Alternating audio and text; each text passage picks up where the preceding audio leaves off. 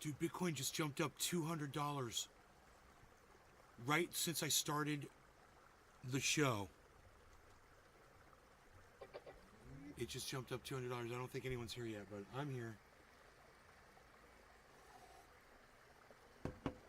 I'm here, and today's the day of my father's funeral, and I'm celebrating Bitcoin going up. This is crazy, right?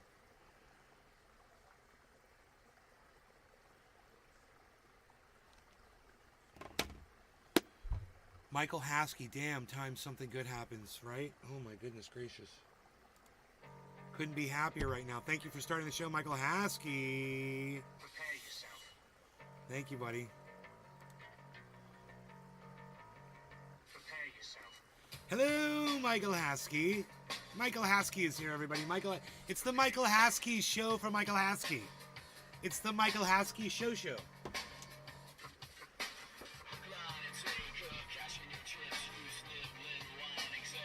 Michael Haskey.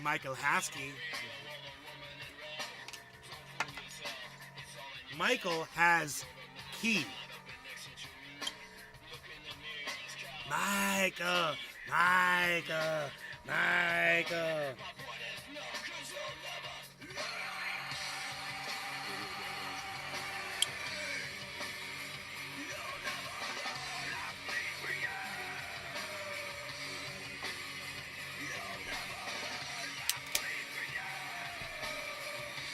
Thank you, Michael Haskey.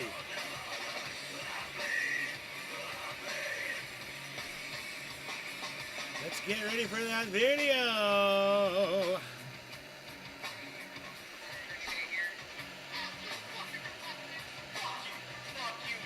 Backwards. I just realized it's backwards.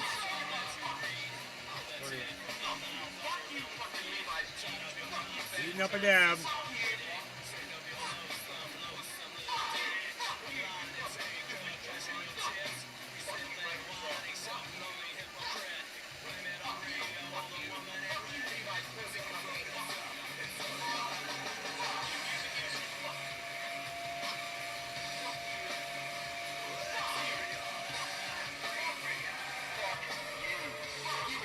Fuck you.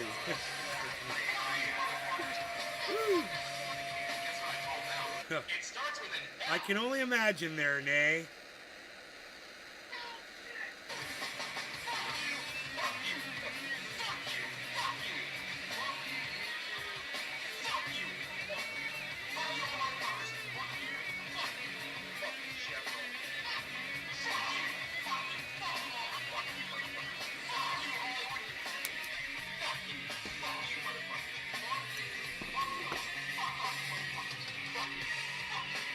Hello, Trendies! Trendy reporting in live from Orlando, Florida. Home of Trendy has jobs and all things trendy. You can find me and you, the hashtag Trendies, on all forms, social media, especially on Rumble, the only place that gives us free speech. Watch from Rumble, folks. Fuck you, I love it. Fuck you, I love it. So funny. I got everybody saying fuck you, man. I got the whole world saying fuck you. Hell yeah. Okay, no longer regarding cannabis. Cheers, everybody. We got 10 seconds and we're dabbing. Another memorial dab for my father. And supportive dab for my mom as well. And the rest of the family. Cheers, guys. No longer regarding cannabis. Thanks for joining. Thanks for being supportive on the day of my father's funeral, guys. I know a lot of you know what's going on.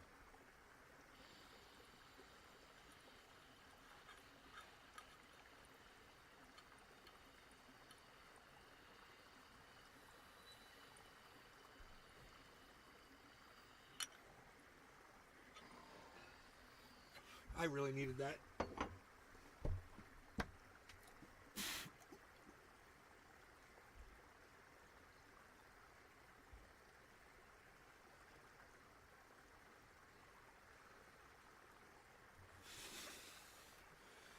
A dab for dad.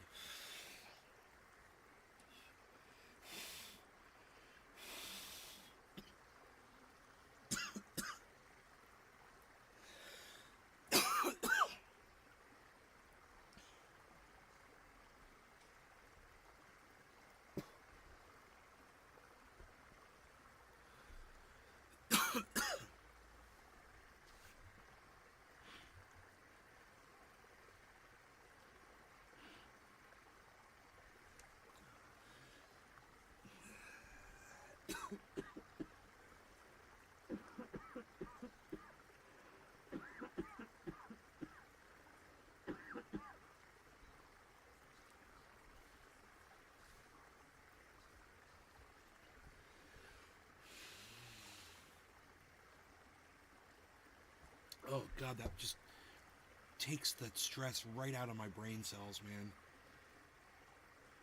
I woke up this morning just eyes wide open, you know, realizing I'm gonna have to face all these people today and just be present. And I was just like, wow, it's shocking, you know, it's just another cold water in the face moment. I'm really happy for all of you that are making money with your Bitcoin. I'm making money too. It feels good. It feels good to know that money that you had sitting in the bank is actually earning you money that had you left it in the bank, wouldn't be doing it, right?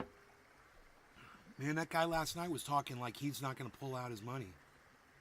Like lifetime hodler. Like, that's how I feel. Hodl gang, hodl gang, hodl gang.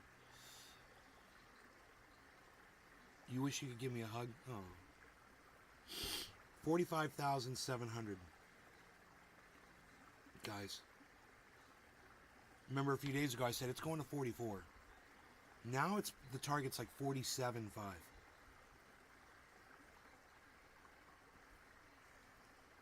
And it might punch up and then drop. It might. I mean, this is what Crypto Kid keeps saying over and over and over again. It's going to go up, then it's going to drop all the way down 31,000. You know, or he's like 41, or he's got all these low numbers. He always pulls them out of his ass, and then they never happen. And he's at what point is he going to ask himself, why does he keep getting it wrong?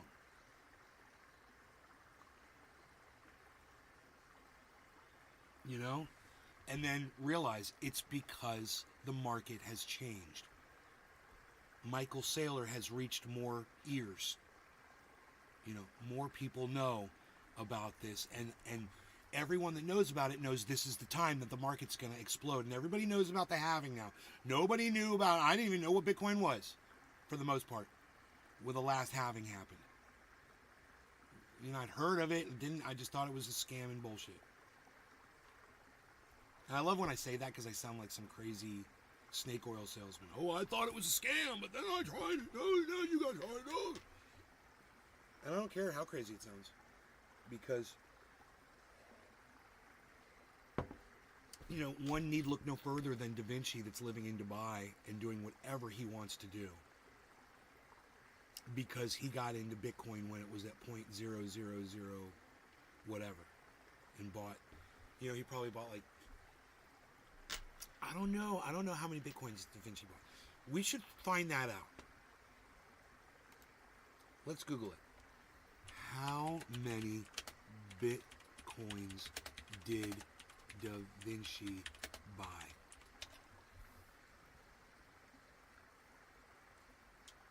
A 1,000 Bitcoins, guys.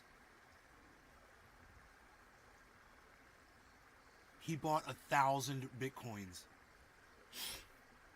So one need not look any further than Da Vinci to understand he didn't win the lottery.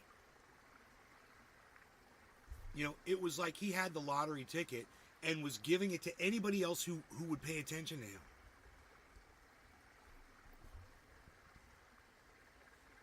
I kind of feel like that right now with lottery tickets, just giving them out to people. I'm like, I'm giving them out to you, bro. Here's your lottery tickets. Instead of keeping your money in the bank, keep it in Bitcoin. At least during the halving, you know. At what point do we think it's not going to go down, you know?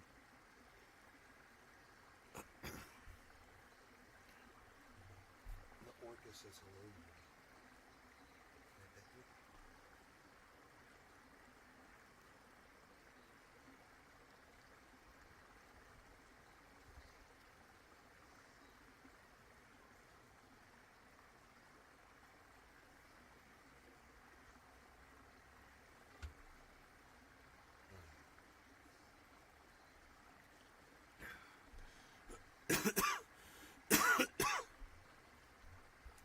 Yeah, I wonder what his net worth is. 10 million? If he bought 1,000 bitcoins, why would his net worth only be 10 million? Dude, what's 1,000 bitcoins worth? What's 1,000? Let's just do the math. Hey, Tula, first person to say hello to me with an actual name on the other channels. Whoever the Facebook user is, I have no idea who you are. Why don't you, hey, Facebook user, why don't you tell me who you are? Person that's coming in from Facebook and your name's just coming up, Facebook user.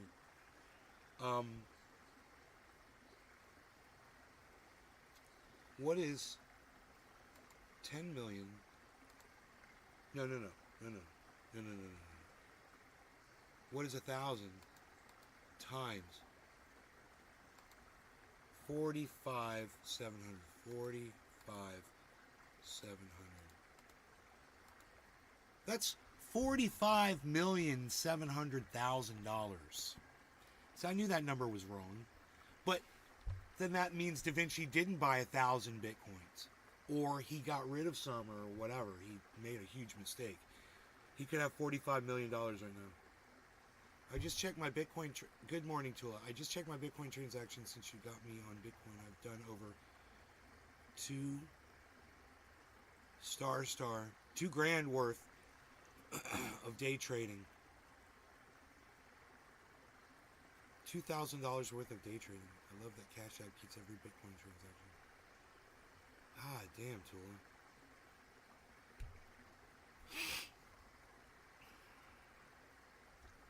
So,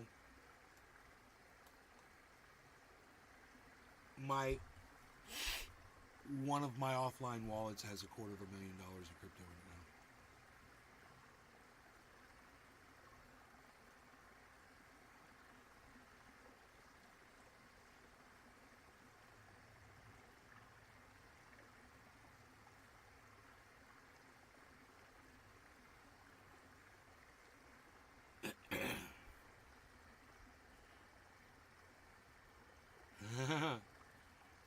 Wallet for wallet trade. Hey, you want a wallet swap? It's funny. I'm good. Thanks.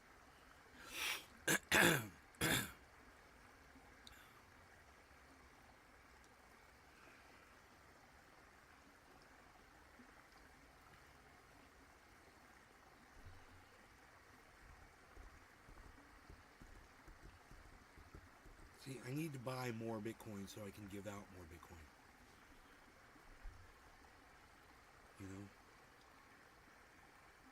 If you want to be hardcore, you have to live hardcore. So you live hardcore so you can be hardcore.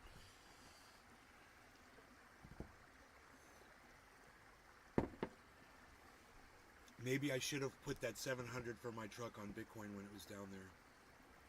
Bro, the halving hasn't even started yet. Understand this, guys. You listen very closely. It's January. The halving's not going to happen until April, right? Give or take, somewhere in April. There's a countdown. Here it is. There's a countdown here. I've got the countdown right here. If you want to be hardcore, then you can see hardcore. Here's the countdown. The final countdown. So 113 days away. That's the halving. So you have plenty of time to purchase Bitcoin. Because when the halving happens, there's going to be a massive explosion in the value of Bitcoin. It might drop a little bit or something,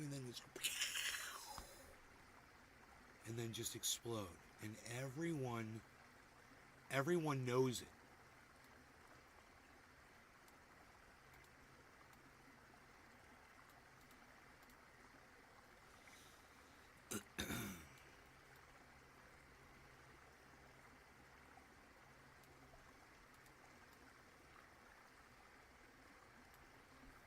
So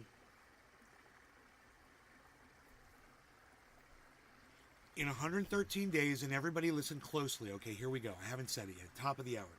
In 113 days, the halving will happen, right? And from that point, 500 days predicted of bull run, where it just goes up, up, up, up, up. At some point during that massive bull run, if you wanted to, that would be the best time for you to pull out if you felt that the market was going to crash back down. Right? So within that 500-day period, 500 whatever, like 20 days or whatever it is. What's the actual definition of halving? They cut the amount of the value, the cost of a transaction of Bitcoin that miners perform in half. So a miner gets paid 50% on every transaction that they do compared to what they did before the halving. So the miners immediately get screwed.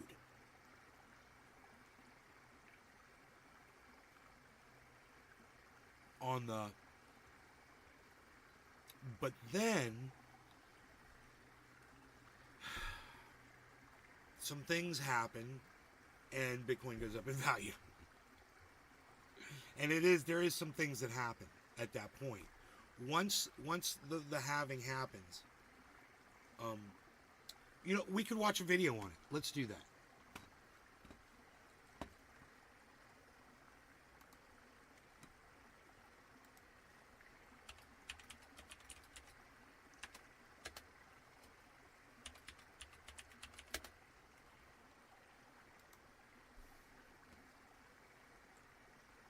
It's a 4-minute video.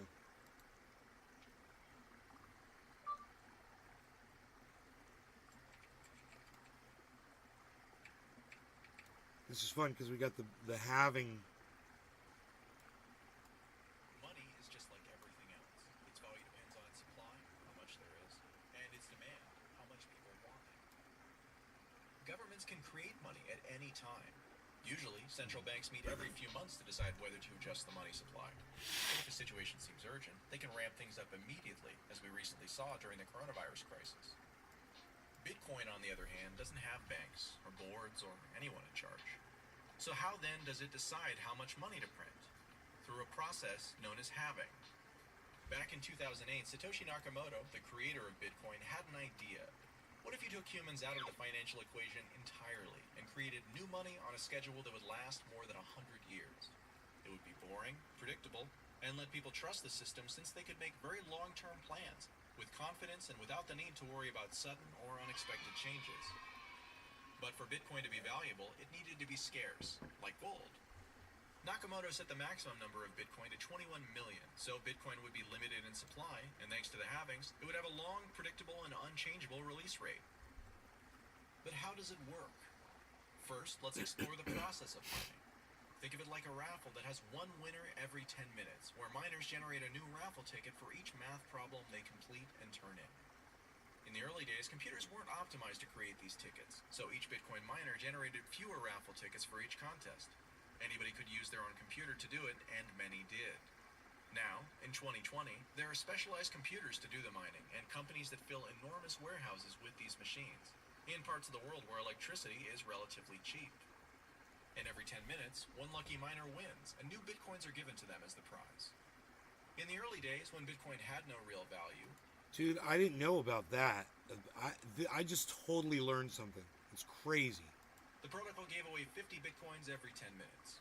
At today's prices, that'd be worth at least $250,000, but back then it was worth less than 50 cents. As time passed, that number went down, with reward halvings every 4 years. In the first halving, from 50 to 25 in 2012, the price of Bitcoin rose from $2 to about $270.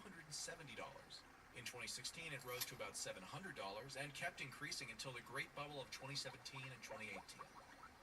The next halving, to 6.25 Bitcoin, may or may not show similar performance. The halving reduces the number of Bitcoin you can win, but the number of raffle tickets entered in each contest has gone up and up. For miners, it's worth playing the game because even as the number of Bitcoin has gone down, their value in the market has risen. So then, the halving is the slow, predictable, long-term process of reducing new Bitcoin given away on the path towards eventually not needing to create any new Bitcoin at all. Over the years, we've seen competition amongst miners go up and up, which attracts even more miners eager for a payday who make the Bitcoin network even more secure. How much higher could the price go after the next halving? Really, there's no telling. Some traders expect big things, maybe six-figure Bitcoin, while others believe the market, long aware of the predictable halving schedule, has already priced this in. Another open question for the decades ahead is whether miners will have enough incentive to keep doing what they do as the every 10 minutes reward keeps tapering off. Remember, miners need to be paid. They're not running these expensive electricity guzzling computers for their health after all. So unless the price of Bitcoin keeps rising, collecting fewer Bitcoins for their work means miners will have to demand ever higher transaction fees from users. And that could make the system more expensive for transferring value. In the end, the halving happens as regularly as clockwork. And whatever the final outcome, it's a fascinating peek into the rules that drive this new economy and one of the most innovative experiments in the world of blockchain today.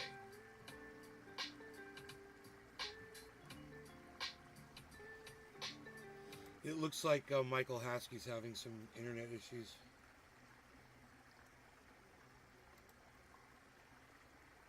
What is having Bitcoin? No, not having Bitcoin. Having Bitcoin. What does it mean? When does it happen? What happens to the value of Bitcoin when it does happen? Well, stick around. Here on Bitcoin Whiteboard Tuesday, we'll answer these questions and more about Bitcoin. That way, you can learn more about Bitcoin yourself or forward these videos to friends or family members who have questions. When Bitcoin was created in 2009 by Satoshi Nakamoto, he designed a way for new Bitcoins to be distributed without a person or group of people deciding who should get them. The idea, called Bitcoin mining, was to reward people with new Bitcoin for doing the work of verifying new transactions into new blocks through computational work. Okay, I lost some of you there. For a better understanding of mining, check out our episode titled, What is Bitcoin Mining? Suffice to say that new Bitcoin is created as a reward for miners verifying blocks in the blockchain. When Bitcoin started, the reward was set to 50 coins per block. But Nakamoto put into the protocol a rule where every 210,000 blocks, or roughly every 4 years, the reward would be cut in half, and so is named a halving event. The first occurred in late 2012, where block number 210,000 rewarded 50 coins to the winning miner, but then block number 210,001 only rewarded its winning miner 25 coins. The second halving event occurred in mid-2016, having the block reward again, so the reward for block number 420,001 came in the amount of 12.5 coins. And so it will go until sometime near the year 2140, when all 21 million Bitcoins will have been mined. So, why the change? Why not keep the reward the same? Isn't that unfair to the miners? The answer to that question lies in the law of supply and demand. If Bitcoins are created too quickly, and there's no end to the number of Bitcoins that can be created, eventually there will be so many Bitcoins in circulation that they would have very little value. Vitalik Buterin, who is at the time of this episode the lead developer of the Ethereum project, wrote an op-ed piece for Bitcoin magazine and explains the need for slowing the distribution of Bitcoins through halving this way. The main reason why this is done is to keep inflation under control. One of the major faults of traditional fiat currencies controlled by central banks is that the banks can print as much of the currency as they want.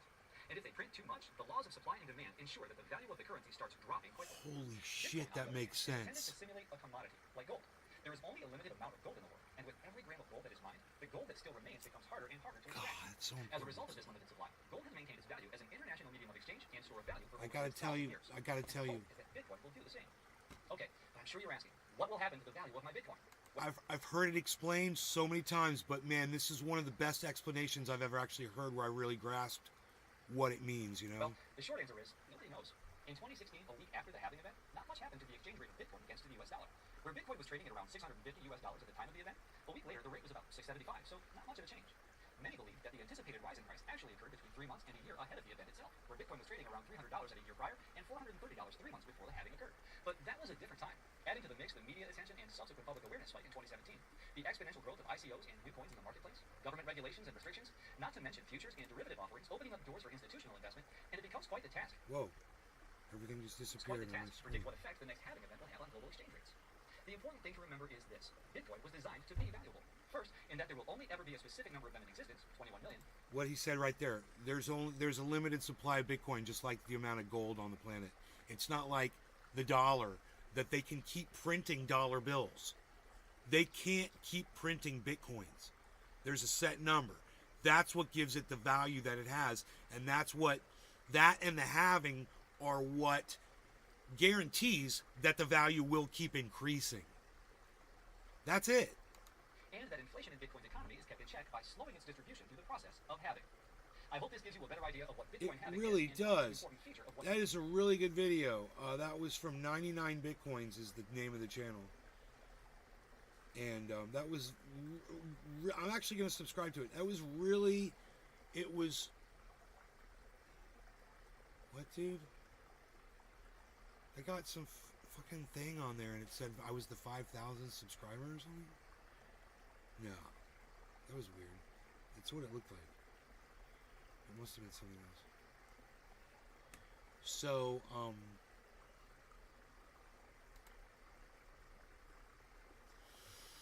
I'm out of here, you guys. Thanks for watching. I will see you later. I have to go get into a suit and tie and get all dressed up and stuff, and then we're gonna go do some stuff, man. Do some stuff.